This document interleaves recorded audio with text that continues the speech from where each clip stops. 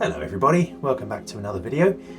If you haven't seen the first part of these, I strongly recommend that you do. It's going to be linked probably here on the video screen right now. Do check it out. Basically I'm going through at the moment Out of the Abyss, which is a fantastic module all about you escaping from the Underdark, from drow captivity. And in the first video I talked a little bit about the way that I was going to deal personally with this section of the game, i.e. what happens after you escape from captivity and have to then start traveling through the Underdark. And I talked about some of the changes to the game that I would make to make that a little bit more of an enjoyable gaming experience. And thank you so much for everyone who's taken the time to kind of comment on that and have a look at it and kind of give me your feedback, because it's been really valuable hearing from everybody on that. If I just take a moment to explain where I kind of come from as a DM, I know that everybody loves rolling dice, right? Everyone loves it. I know as a player at the table, nothing is better than rolling dice. The more dice, the better. But as a DM, I am not a huge fan of randomness. I mean, I've already got enough nonsense going on with the party at the table, kind of just ruining my plans. I don't need the dice ruining my plans as well, thank you very much. So where possible, when I'm kind of going through and planning sessions, I like to have things prepped in advance, insofar as I can. Now, that's not to say that things aren't still random, but it's like random to who? Random to me? No, I know what's going to happen. It's random to the people sitting at the table. They don't know what's going to happen, and they are going to get something unusual every single time. So as I talked about last time, randomness is a big thing in this game, and you're constantly, I mean, if you're playing the game the way that it's written, you're going to be constantly rolling against a few tables in this book. Basically every single time you travel, every single time you rest, you roll to see what happens. You've got terrain encounters, you've got monster encounters, all sorts of different things. Lots and lots of rolling that could really ruin your day. I talked about that last time, but actually that's just scratching the surface, because there's a really important section of rolling that it's almost like a blink and you miss it. It's just this tiny little paragraph tucked up here in the corner of page 20 of the book. And this little paragraph, believe it or not, is applicable throughout the entire book. So if you're playing the book as written, you're basically being asked to constantly refer back to this little section here. Well, what does this little section up here say exactly? Well, I'll just read it to you so that you can see. It says, whenever an encounter occurs during the adventurer's journey, a number of factors will play into its setup and potential difficulty. First, there's space and marching order. Ask the players to establish 2 marching orders for the characters, one for moving single file and one for moving 2 abreast. Whenever an encounter occurs, roll a d6. On a roll of 1 or 2, the party is traveling through a narrow passageway, so they go single file. On a roll of 3 to 4, they're traveling through a standard passageway, so they can go 2 abreast. And on a roll of 5 to 6, it's in a large open area. Then you've got illumination. Roll a d6 to determine how an area is illuminated. On a 1 to 3, it's dimly lit. On a 4 to 6, it is dark. Goodness me. So again, just to reiterate, as written, this is asking me not only to roll twice every single day to see what encounter we have, but then it's also asking me to roll twice more every single time to see what is the marching order and what is the illumination.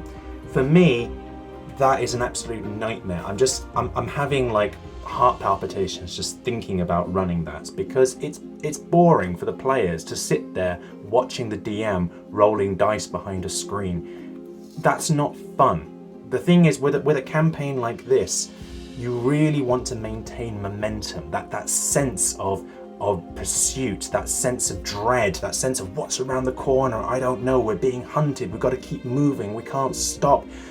As soon as you take your foot off the pedal, you've lost that atmosphere. And this, for me, really does do that straight away. And so I was thinking, what's a kind of good way to kind of thread the needle here? I still do like the idea of randomness, but in a way that's a little bit easier to control. And what I came up with in the end was the idea of having cards. I mean, you'll see, I've quite literally, I mean, calling them cards is a little bit of an exaggeration. What they are basically is I've made I printed out a piece of paper. Originally, I was planning to laminate this. So you can see I've got front and back, cut it out very carefully, folded it over. I was going to laminate it.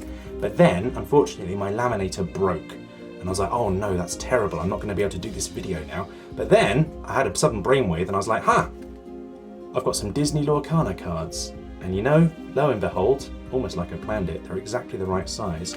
I can slot it into one of these little backing things here. Hey, look at that. Actually, that is a really solid card now. Better than I had before. So anyway, that's what I've done. I've created a set of cards here, as you can see, for what is the width of the area. So again, you've got the narrow passage, standard passage, open space, exactly as written here. But instead of it being rolling a dice, it is a card. Why is having a card better? Well, there's two reasons why I prefer cards to dice rolls. One is that it's variety. You know, you're rolling dice a lot at the table. As soon as you give people a card to pull, it's different. It's still random, but it's different, and variety is the spice of life. It's a little bit more fun. So, ooh, a physical object at the table. How intriguing.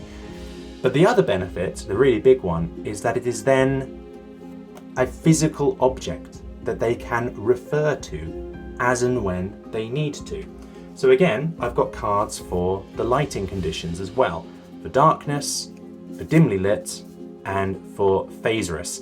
And it was really this latter one that made me realize, hang on a second, I'm going to need this printed out because, okay, dimly lit and darkness, anyone that's read the Player's Handbook should know how these work, although, you know, the constant debates over what dark vision means prove that maybe people don't quite understand what that means.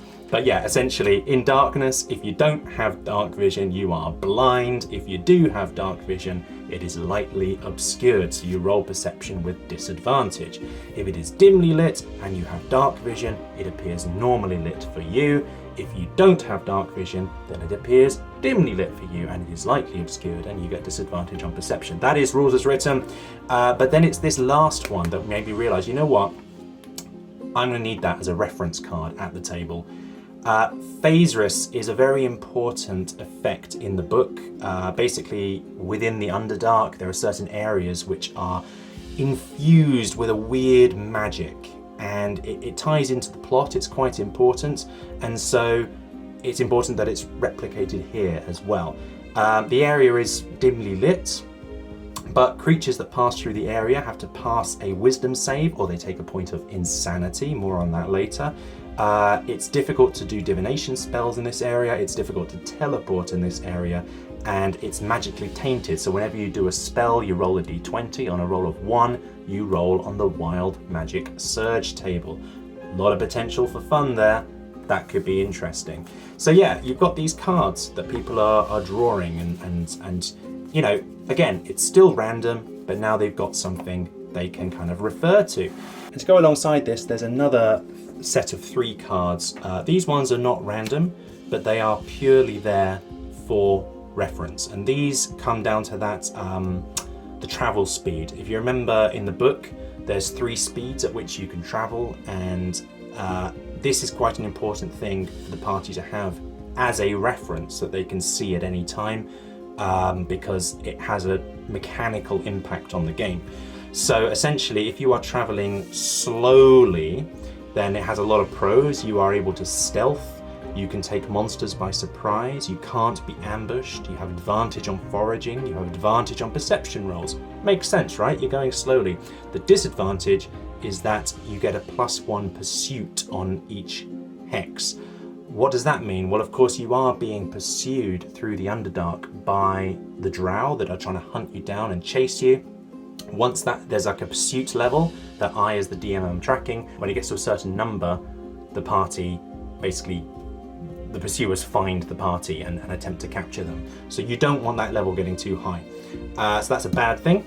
If you're going fast, it's the complete opposite situation. You get -1 on your pursuit level per hex, but then the party can't stealth, it can't take monsters by surprise, no foraging, no leaving tracks, disadvantage on perception, long resting, not permitted, short resting, only at campfire points. I mean, if I were playing the game, probably I would like alternate between going slow and fast so you get the benefits of both, or you can just split the difference and go medium, which is basically normal. Like, you don't get any pros or cons really. So it's up to you how you want to play as a party, but it's just giving the party that choice, allowing them to make those decisions. But then, this got me thinking, because you've got this idea of the narrow passage and the standard passage, and if you're in the narrow passage, you have to go single file. And if you remember in the book, it specifically says, basically at the start of each day of adventure, you need to ask the players to establish 2 marching orders for the characters. Now, I know from playing with my group, some groups might be different, but I know the way that my group plays. There's 2 types of player basically at the table. Half of the group are the sort of player who, if you give them a decision or a choice, they're just like, I'll do that. And they don't think about it, they just take a random choice because they want to get through it as quickly as possible. I'm one of those players. Half of the table, however, are basically like rabbits in headlights. Whenever you give them as a DM a difficult decision point, they just freeze up and do nothing, trying to defer to the group, trying to talk through all of the options because they don't want to make the wrong decision, they don't want to make the wrong choice. And I know that this would be another of those cases. What's your marching order? Oh gosh, well I think we're in a narrow passage, so probably you should go here, and I think if I was behind you, but then you should go, but then I'm not going to be able to go. And I can just, again, you're going to be losing momentum at the table, you're losing that sense of constant progress, that sense of come on, let's go, which is so important for driving the atmosphere in this game. So all of that I would actually establish for them. And I was kind of thinking, how would I do this? What's the best way to do it? And I hit upon an idea, because throughout the book, it's very important, the idea of navigating, foraging, mapping, timekeeping, crafting. These things are really, really important. Noticing threats. It's one of those campaigns where we're tracking rations, we're tracking water. It's basically a survival game.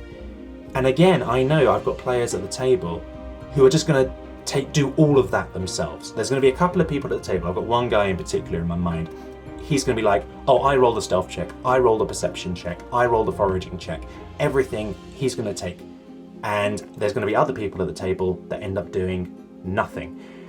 I would want us to have a situation where everyone feels empowered, everyone has a role to play.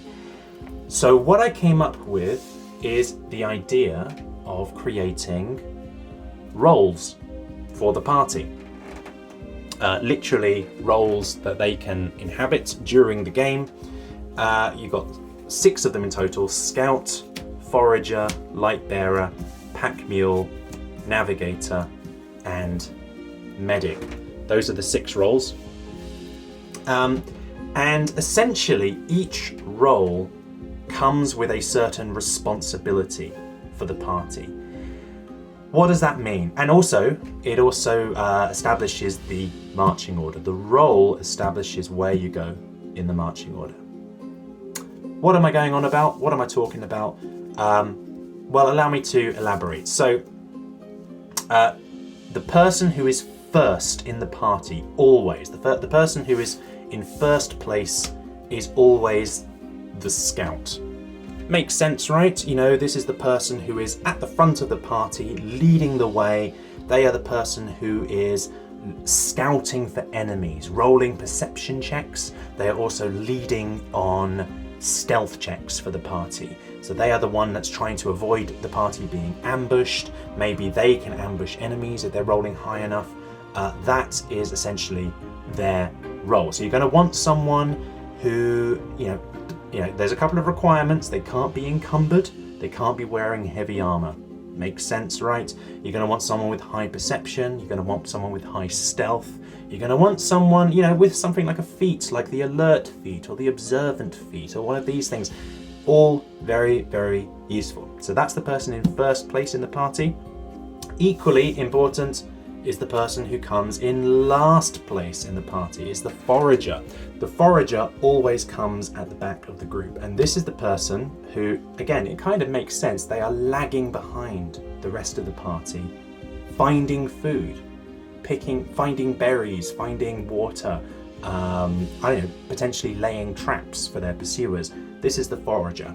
And their role is to keep the party fed and free of poison and to set up traps. So you're basically talking survival checks, nature checks. Again, they need to be unencumbered and they need to have a bag with which they can store the supplies that they gather. Makes sense. In between these two, we have a couple of other roles which are very important. We have the light bearer and we have the pack mule.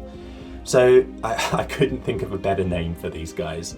Sorry, yeah. So light bearer is exactly what it says on the tin. This is the person whose job it is to make sure that the party can see, but equally it's very important that they set it up so that the party are not themselves seen by the enemy.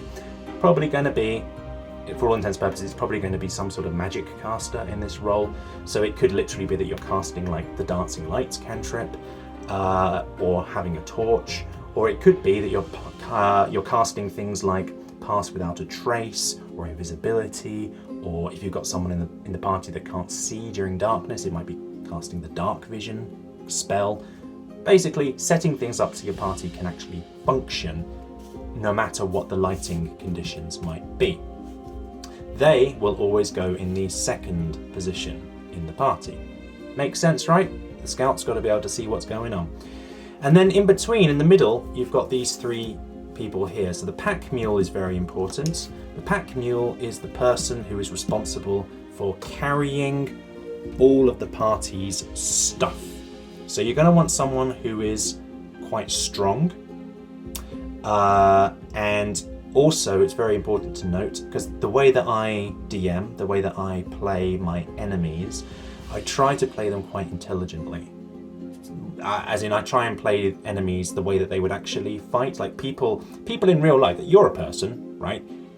When have you ever fought someone to the death? It's very rare, right? More often than not, if you were in some sort of a pitched battle, you'd probably run away at some point. You'd probably try and get reinforcements or call for help at some point. You would probably try and sneak around and get the drop on your enemies if you had to. I mean, I'm not going to tell you how to be a murder hobo, that's up to you, but that's what I would do anyway. And so my enemies, when I play the game, also do play that way.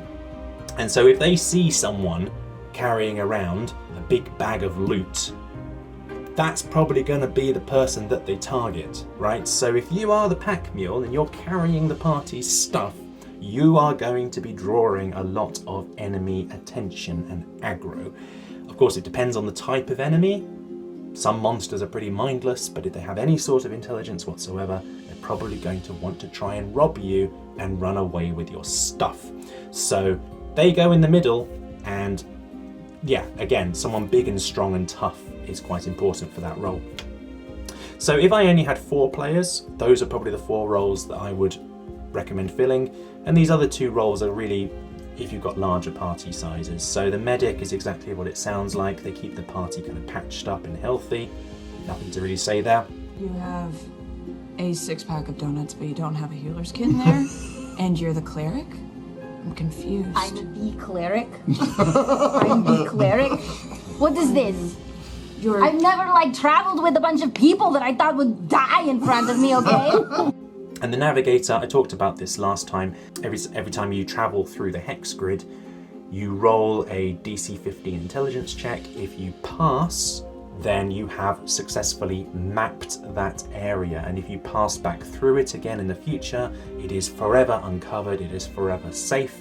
However, if you do not successfully map it, then it gets covered back up again, and you no longer know what is there. for the future. So yeah, that's essentially the roles. And again, the reason why that's important is because it establishes the marching order for here. It helps the party to deal with the lighting conditions as they come up. It allows everybody in the party to feel like they have a purpose.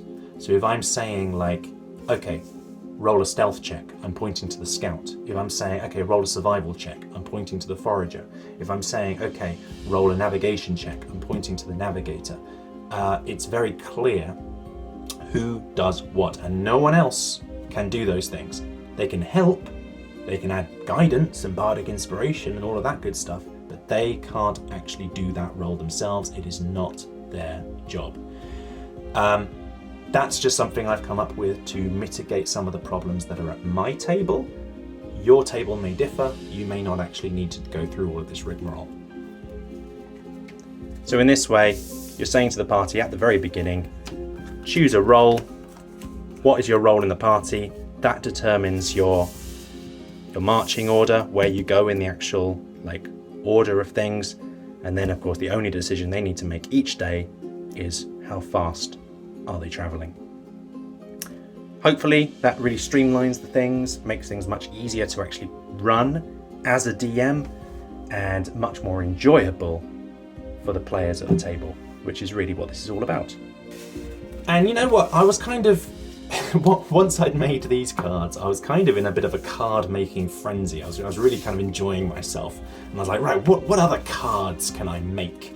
And so I was looking through the book to see what other things were very important in the game. And of course, a big thing that jumped out to me was this whole section on madness. Yes, madness is a big thing in the game. Your party basically will for sure go mad to some degree or another. The way that it works in this game is that there's 3 levels of madness. You start at level 0, so you're perfectly sane. Your mileage may vary. And basically, every time you do certain things, for example, if you see something horrific or you pass through the area with the phases and you fail the save, there's various other things as well that happens, you will go to the next madness level. At level 1, you get a bout of short-term madness. At level 2, you get a bout of long-term madness. At level 3, you get indefinite madness. But then it doesn't stop. It just keeps going. If you go to level 4, it loops back round again and you get another short-term madness. At level 5, you get another long-term madness. At level 6, you get another indefinite madness. And then it loops back round again, and so on, and so on, and so on, and so on. So that, and they just stack. These madness conditions just stack on top of each other. So that in theory, if you're doing really badly, you could have lots of quite detrimental effects upon you in the game. What I would say is, this absolutely is something that you would need to go over in a session 0 with your party. Madness is, there's a lot of quite deep things here, a lot of quite dark themes, and it touches on quite a lot of areas that are quite difficult for some people. So I would absolutely go over this in session 0, and if you have anyone at the table that is at all uncomfortable with any of these subject matters, just kind of don't include it.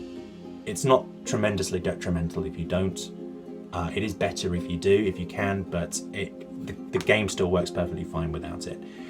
However, I know my party, I know the table that I play at, I know my players, and I know that they would absolutely love this. Like, any time that the game tells them how they need to behave, they love that. They roll with it. Like, it's like, oh, I'm being forced to do PvP, am I? Great, let's do that then. So with that in mind, because again, there's no actual madness in the game written. It just says refer to the Dungeon Master's Guide. So you go to the Dungeon Master's Guide, and of course you've got all these sections on madness in here. But I don't want to be going back and forwards between multiple books. That's a complete faff. So instead, I've come up with a bunch of cards. Level 1 madness, level 2 madness, level 3 madness. Let's have a look at these in a little bit of detail. So All of these affect you for 1d10 minutes. So not a particularly long time, but they are pretty bad. So things like hysteria, you become hysterical, you are incapacitated. Hallucinations, you get a disadvantage on all ability checks. Frenzy, you start attacking the nearest creature to you, and you can't not do so for 1d10 minutes. Shell shock, you're paralyzed. Stunned, you're stunned. Docile, like you are utterly complicit, as if you've had the suggestion spell on you. Swoon, you faint. Ravenous, this is quite a funny one. You consume 1d4 days worth of rations. You just gorge yourself on it. If you don't have 1d4's days worth of rations, you just start eating dirt and slime, and you have to take a constitution saving throw or you get poisoned. Itchies, you can't take reactions because you're constantly itching in between your turns. You become frightened. You become incapable of normal speech. And finally, yes, the reason why, again, very important, you have that session 0. This is one I added. It's not actually in the Dungeon Master's Guide. Self-harm, you stab yourself. 1d4 slashing damage because you start cutting. That's short-term madness. Then it gets harder from here. These all, long-term madness, all last 1d10 times 10 hours. That's potentially days, right? Basically, for every 2 that you roll on a d10, that's a day. You know, 1 is half a day, 2 is a day, 3 is a day and a half, 4 is 2 days, right? Potentially, you've got up to 5 days that you might be affected with this bout of madness. And, you know, that could go over a couple of sessions, right? So this is why, again, it's so important that they have this as a card that you can physically take and look at and refer to and take away. And also, the nice thing about them having a card is that once you've given it to a player, that card is removed from the deck. And then if someone else at the table gets a bout of madness, they're not going to get the same one because it's taken out. And so you're not going to get everyone rolling the same amount and having the same type of madness. No, variety is the spice of life. Everyone gets a different form of madness. It's lovely. So yeah, deafness. You become deafened for up to 5 days. You find something revolting and you're frightened every time you see that thing. Confusion. It's like you've had the confusion spell. You find something very lucky. You get a lucky charm. You start having hallucinations, you get paranoid. Delusion, I love this one. I would absolutely love this as a player. Basically, you roll on the table here and you've got different potions, like the potion of water breathing. And for up to 5 days, you fully believe yourself to be under the effects of that potion. And you cannot be dissuaded of this fact by any means. Like, I'm just imagining, I would love that so much. Like, oh look, there's a river, I'm gonna throw myself into it, don't worry, I can breathe underwater. And the party's like, no, what are you doing, you're crazy. Oh my god, mwah, chef's kiss on that one. OCD, you're compelled to do things time and time and again. Tics, you get disadvantage on ability checks and attack rolls. Amnesia, you forget everything, so you automatically fail history, nature, religion, medicine, and arcana checks while you're afflicted because you can't remember anything. My gosh, and that's just the long-term madness. There's a whole other tier above that. These ones, whew, these are in a whole different level.